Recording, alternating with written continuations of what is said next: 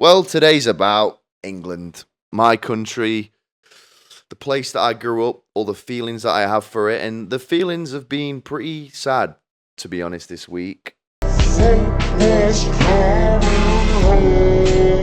History seems to be what all the other countries around us make at our expense. I have watched absolute AIDS all fucking season being a Charlton fan. Was pretty great, we lost the final of the Euros, and it's sad. You build up all this hope, and then some European nation comes and knocks it all over. It wasn't as cruel this time. When we lost to Italy 2 years ago, my ears didn't stop ringing till I got home. I just felt like fucking Joe Biden or some shit. What? Where are you going? We're going to get him. Where am I? But all last week, I was just swelled to the gills with English pride, just ready to lump a nut on some kid. And it was so nice, because there's nothing to be proud about your country anymore, which is probably a good thing, because no one loves the guy that's really into his own country, all right? People think you're a bit of a loser if that's your top priority, and they are right. All last week, I was just swelled up, walking around the streets, goose-stepping, but the good kind, the one that defeated the Nazis, not the bad kind. And it's hard to not feel like a champion, to feel like England is the best place in the world when you're about to go into the final. Can only equate it to what the boys must have felt when they started the Empire, on the chalkboard. Come on, shout out some suggestions, guys. Which country are we going to invade? We are universally hated, and that's all right. I actually quite like the fact that no one likes England in football, because you shouldn't like us, all right? We invented it, all right? We're the best, and we have the best league. So, having said that, we lost, right? Who saw that coming? People are queuing outside the pubs at 3 o'clock to get into a place they paid 25 quid for a ticket to reserve a seat, all right? So that's how crazy shit was. And the pubs, they weren't just full of 40-year-old men. There were some women there as well, and they even had England shirts on. And I always love that when you get new faces coming out to watch the final. For a lot of people, it'll be their first England game. And what a great experience. It's always lovely watching their face change, the colour of their skin start to go white. When people get drunk, and regardless of the result, they start abusing the players. I've actually been out, right, watching the game where girls have gone, "Why are you saying that? Why are you being mean?" I'm not even joking, out loud. People don't understand what goes on at these games. And this is why it's all about abuse, this week's episode. England fans, you almost forget what happens when we lose. I must have seen 30 videos of England fans walloping each other after the game, in the stadium, in London, around the country, everywhere. It's so hilarious, and I love it. Hope turns to disappointment, and that needs to be released somehow, guys. So the boys, hey, they start walloping each other. Turn to your mate and slap him. Turn to a stranger and spit on him. It all goes when England lose. Nothing's off the board. But when you get a few knockout losses under your belt, you start to realise what happens. Halfway through the game, when you're losing, you're looking around at everyone going, when are we going to start hitting each other? An hour ago, you were singing 10 German Bombers, and now you're stamping on their head. And I was going to have a pint if we won. I was going to let myself do it. I was going to celebrate, because that's what I said to myself when I stopped drinking. When you have something in your life that you're proud of and you can celebrate, have a drink. The trouble is, I never have anything to celebrate. So I've been sober for 2 years now. But all I needed to do was unlock that little door in my head of allowing myself to have a drink. Ideas just started snowballing.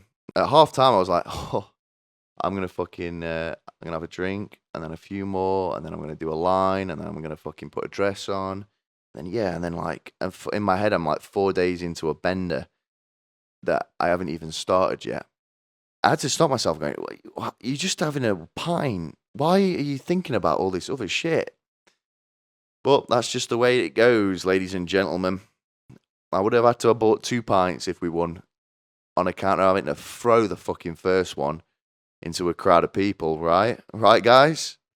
That's a new thing that everyone's doing is the pint throwing. And that, listen, there's nothing wrong with throwing pints, okay?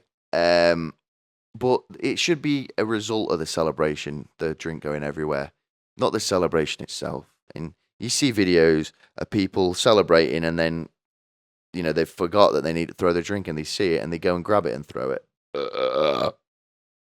That's loser material, ladies and gentlemen.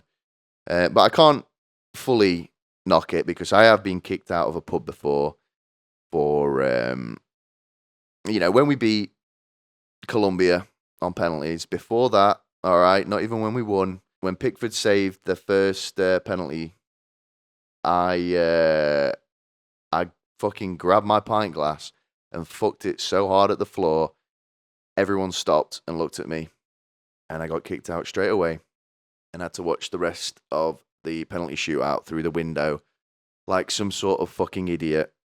The boys don't care. England fans having a good time, all right? This is why everyone hates us, because we have such a good time. I think when England fans get into a place, they think, all right, that can come off there, that can go in the middle of the road, she's going to get a glass thrown at her. People outside of England don't realise how much it means to us to win the Euros. It's so normal for Germany and Spain to win it that they don't freak the fuck out like we do.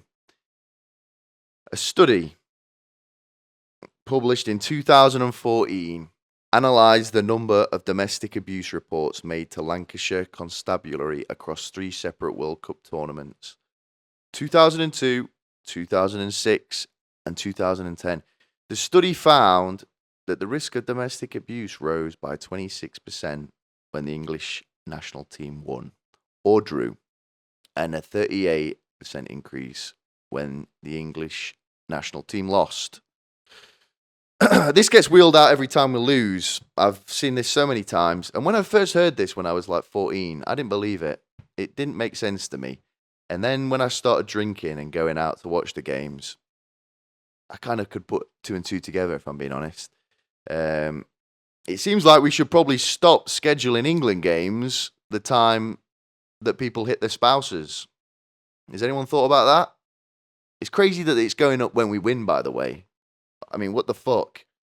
Come on. Maybe people need to stop celebrating so hard because you're scaring everyone and you're hurting them.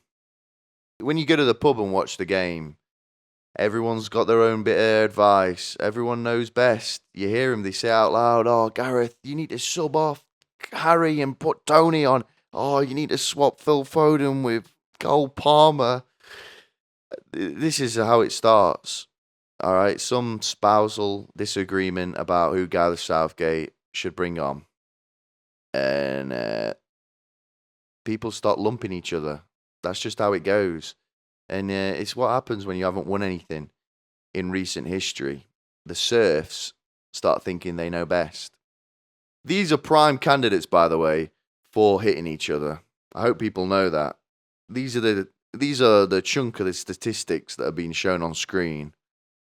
People start doing this. Couples start abusing people together, and then they go home, and then they abuse each other again.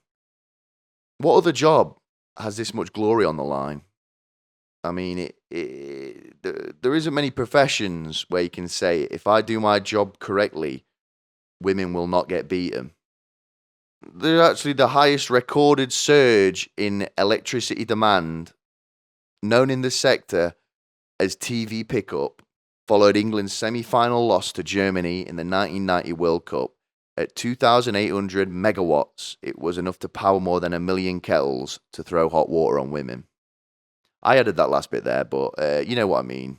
But I weren't quite crying. I've cried before at England losing. When you're a kid, you do. And this poor little fat boy, I'm sure he'll learn to not cry in public very soon after he discovers that Ezebeza 6 has humiliated him in front of everyone. But yeah, I've kind of just slowly managed to.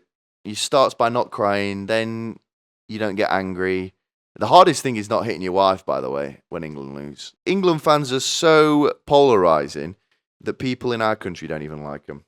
And by people, I mean Paddy the Baddy. Yes! Look at all your faces, you fucking woolly fuck! Yes!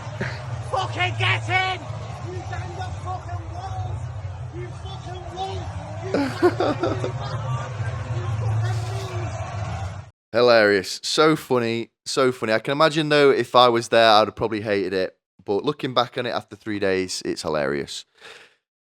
But even England gets domestic abuse from its occupiers, okay? So no one's safe. Paddy the Baddy hates us, and he's English, okay? But can you imagine fucking... can you imagine being in the pub and being like, why has no one stood up and beat the shit out of this long-haired blonde fuck? And then your mate's like, oh yeah, he's a UFC fighter, mate. You notice how there's no domestic abuse going on in this video? Everyone seems pretty chipper. Well, not chipper. Everyone seems pretty tame. No hitting. Maybe that's the trick. That's how we solve the slates of English fans punching each other. We just need to get a UFC fighter in every pub just to stand on the table and scream. But it must have been scary, man. It must have been very scary if you're working at this pub, seeing the guy that's in the UFC on the table screaming. I mean, how'd you even kick him out? Did you get the new guy? A new guy. See that guy on the table over there calling everyone wolves. He needs to go. All right, okay. Who is he? Oh, well, he's actually a UFC fighter. No fucking way. Okay, well, even UFC fighters, some of them are nice, right? What's his name? Oh, it's Paddy. Okay, that's a nice name. The Baddie. Paddy the Baddy. Oh God. Do you pull straws to see who has to go rugby tackle him? Fuck. I mean, it's frightening.